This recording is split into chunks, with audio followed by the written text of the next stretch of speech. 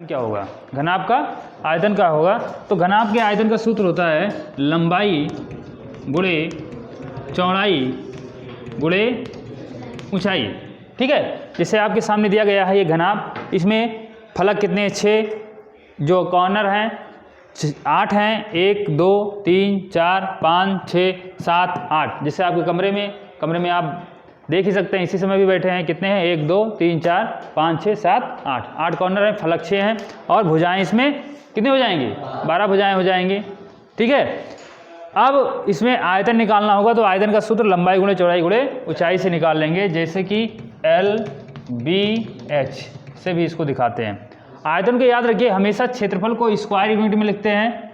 जो एरिया होता है क्षेत्रफल, इसको हम किस में लिखते हैं स्क्वायर यूनिट में, यानी कि वर्ग यूनिट में लिखते हैं।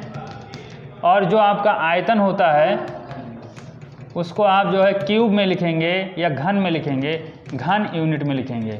पसंद में आया। इस प्रकार से जो भी यूनिट होगा, सेंटीमीटर होगा तो सेंटीमीटर लिख देंगे, मीटर होगा तो मीटर लिख देंगे, किलोमीटर होगा तो किलोमीटर लिख देंगे, और उसके ऊपर आयतन होगा तो ये घन, उस पर मात्रक पे घन लगा देंगे और यहाँ पे मात्रक पे स्क्वायर लगा देंगे, काम हो जाएगा। अब देखिए आयतन लंबाई गुणे चौड़ाई गुणे ऊंचाई हो गया। अगर इसके हम क्षेत्रफल की बात करते हैं, संपूर्ण क्षेत्रफल है, संपूर्ण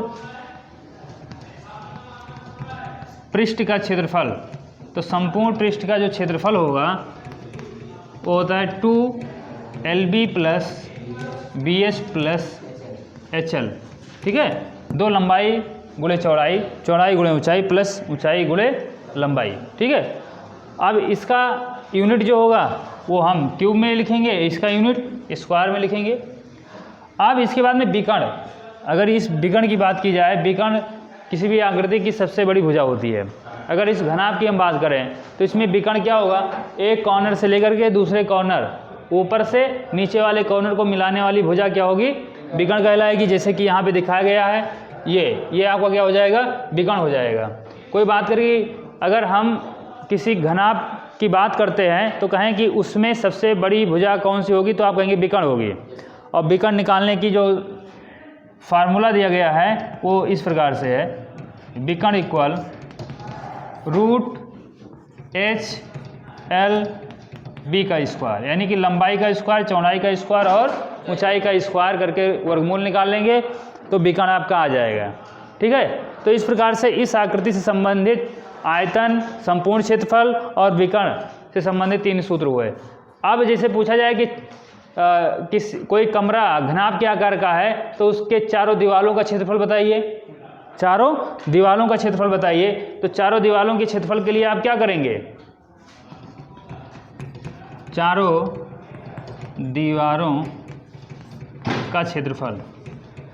देखिए जैसे आप इस कमरे में बैठे हुए हैं, तो इस कमरे में देखिए ये इसको मान लीजिए लंबाई, क्या मानेंगे, एक सतह को लंबाई मान लेंगे, तो दूसरा सतह क्या आएगा, ऊंचाई आएगा कि नहीं आएगा।